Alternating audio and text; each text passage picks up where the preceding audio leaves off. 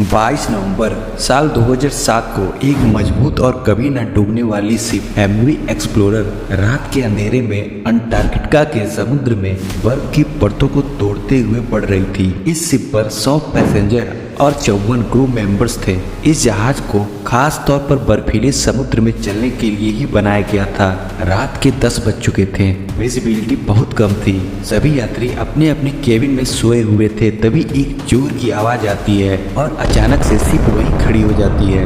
यह शिप इस तरह के रास्तों पर पहले भी सैकड़ों बार गुजर चुकी थी, तो शिप का कैप्टन उस तेज आवाज और जोर से लगने वाले झटके पर ध्यान नहीं देता और आगे बढ़ने लगता है। कप्तान इस बात से अनजान था कि शिप के बॉटम में एक बहुत बड़ा छेद हो चुका था, जिसमें से पानी बहुत तेजी से इस जहाज में भरता जा रहा था। 1960 के टाइम में धरती के अंटार्कटिका जैसी जगह पर समुद्र के रास्ते जाना इतना आसान नहीं था, क्योंकि समुद्र के रास्ते अगर कोई शिप अंटार्कटिका में जाती तो उसे समुद्र में भारी बर्फ का सामना करना पड़ता। अब जैसा कि आप जानते हो कि साल 1912 में दुनिया का सबसे बड़ा और मजबूत टाइटैनिक जहाज एक बर्फ की चट्टान से टकराकर समुद्र की गोद में समा गया था। तो इससे आप अंदाजा लगा सकते हो कि अंटार्कटिका में समुद्र के रास्ते जाना कितना कठिन था। बहुत से लोग अंटार्कटिका को देखना चाहते थे, तो एरिक ने सोचा कि क्यों न एक ऐसी शिप बनाई जाए जिसका अंटार्कटिका की मोटी पर भी कुछ न बिगाड़ सके, और जो लोग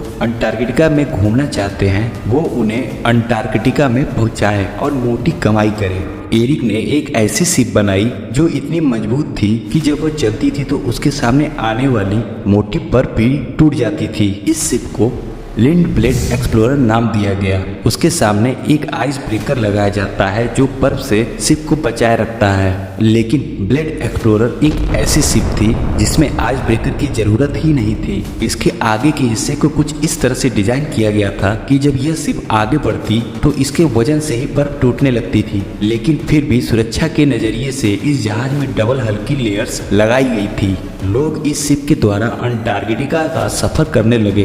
लोगों का इस जहाज पर विश्वास बढ़ता जा रहा था। लोग यह मानने लगे थे कि यह शिप समुद्री रास्तों के द्वारा धरती के किसी भी कोने में जा सकती है। यह शिप इतनी भरोसेमंद थी कि इसने कई बार अंटार्कटिका में फंसी दूसरी शिप्स को भी रेस्क्यू किया था। साल दर साल इस जहाज के मालिक बदलते रहे, अलग अलग कंपनियां इसे खरीदती रही। इस जहाज को साल 2004 में टोरंटो की एक कंपनी ने खरीदा और उसने इसका नाम फिर से बदलकर एमवी एक्सप्लोरर रख दिया। 11 नवंबर साल 2007 को यह शिप एक बार फिर से अंटार्कटिका के लिए रवाना हुई।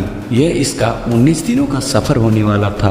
जो लोग अंटार्कटिका देखने का ख्वाब लेके इस जहाज में जा रहे थे, उन्हें इस बात का कोई भी अंदाजा नहीं था कि आगे वह किस मुसीबत में फंसने वाले हैं। इस जहाज के कप्तान वायमन थे जो इन बर्फीले रास्तों से होकर सैकड़ों बार गुजर चुके थे। एक तो इस जहाज की मजबूती और दूसरा एक अनुभवी कप्तान। इन दोनों ही चीजों के चलते इस जहाज पर मौजूद सभी पैसेंजर अपने आप को महफूज समझ रहे थे। आधे रास्ते तक तो सब कुछ ठीक चलता है, तभी शिप के कप्तान ने शिप को एक नए रास्ते पर मोड़ दिया, क्योंकि कप्तान को ऐसा लग रहा था कि इस रूट से होकर उन्हें ज्यादा बर्फ का सामना नहीं करना पड़ेगा और वह जल्दी ही अपनी मंजिल पर पहुंच जाएंगे। उन्हें क्या पता था कि यह रास्ता उन्हें अपनी मंजिल की ओर नहीं बल्कि एक बड़ी मुसीबत की ओर ले जा रहा है। इस सफर पर शुरुआती 10 दिन तो सही सलामत गुजरते हैं। फिर आती है 22 नवंबर की रात। कैप्टन ने शिप पर मौजूद सभी लोगों को बताया कि हम एक बर्फीले रास्ते से होकर गुजरने वाले हैं। इस वजह से शिप पर बार बार बर्फ के टूटने और टकराने की आवाजें आने वाली हैं, तो इससे घबराने की जरूरत नहीं है।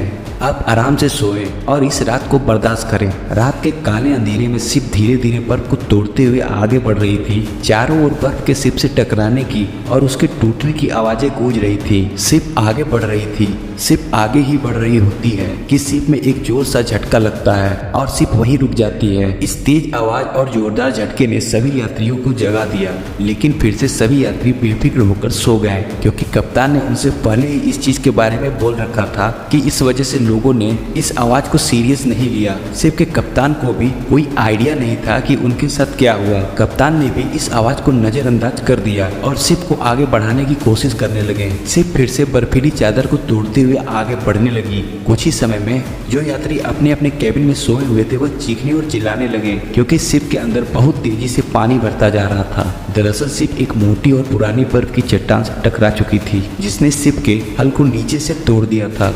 यात्री अपनी जान बचाने के लिए इधर उधर भागने लगे। यात्रियों में खौफ का माहौल पैदा हो चुका था। शिप के अंदर पानी बहुत तेज रफ्तार से बढ़ता जा रहा था। जहाज के कप्तान को इस बात की जानकारी मिलती है कि शिप के वाटों में एक बहुत बड़ा छेद हो चुका है। तो पहले तो जहाज के कप्तान को इस बात पर विश्वास ही नहीं हुआ कि कप्तान को लगा कोई छोटा मोटा छेद होगा जिस पर काबू पाया जा सकता है, और कप्तान ने नुकसान का जायजा लिया। शिप के अंदर पानी इतनी तेजी रफ्तार से बढ़ता जा रहा था कि इसे देखकर कप्तान की आंखें फटी की फटी रह गई। कप्तान को समझ आ चुका था कि अब यह जहाज जल्दी डूब जाएगा। कप्तान ने क्रू मेंबर को तुरंत सिग्नल भेजने को कहा कि शायद कोई शिप आसपास मौजूद हो तो वह उनके सिग्नल को पकड़े और उन्हें बचाने के लिए आ जाए। शिप के अंदर पानी इतना ज्यादा भर चुका था कि अब शिप एक साइड से टिल्ट होने लगी थी। क्रू मेंबर यात्रियों को लाइफ बोट्स में उतारने में जुटे। अब चूंकि एक छोटी सी शिप थी, इस वजह से इसके सरवाइव करने की संभावना बहुत कम थी। यह शिप अभी भी मंजिल से 46 किलोमीटर दूर गहरे समुद्र में थी और शिप की ऐसी हालत में किनारे तक पहुंचना संभव नहीं था। सौभाग्य से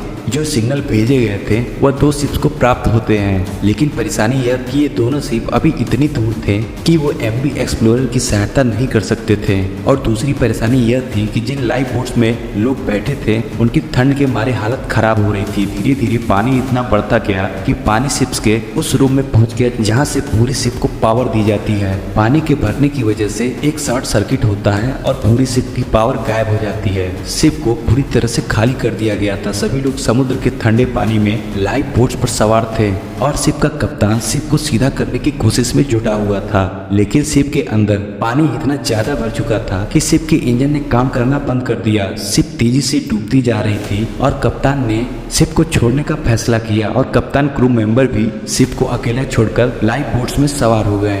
दशकों तक समुद्र पर अपना वर्चस्व बनाए रखने वाली शिप अब उस समुद्र के ही हवाले हो चुकी थी। लाइफ बोट में सवार सभी लोग खुले आसमान के नीचे इस दिल दहला देने वाले मंजर को अपने आंखों से देख रहे थे। उन्हें उस बर्फीले समुद्र में उन लाइफ बोट्स पर सवार हुए कई घंटे गुजर जाते हैं और दूसरे दिन की सुबह होने वाली थी। तभी उन्हें समुद्र में दूर लाइट्स जलती हुई दिखाई देती हैं जो उन्हीं की ओर आ रही थी। दरअसल जिन 2 शिप्स को सिग्नल रिसीव हुए थे उनमें से एक शिप इनको बचाने आ जाती है। सभी लोगों को रेस्क्यू किया जाता है। अच्छी खबर यह थी कि सभी लोग इस दुर्घटना में सुरक्षित बच निकले। आज भी एमवी एक्सप्लोरर का मलबा पेंगुइन आइसलैंड के 25 मील दूर समुद्र की गहराइयों में दफन है। दोस्तों, इसी तरह की बर्फ की एक चट्टान ने अपने समय के दुनिया के सबसे बड़े जहाज टाइटैनिक को भी डुबो दिया था।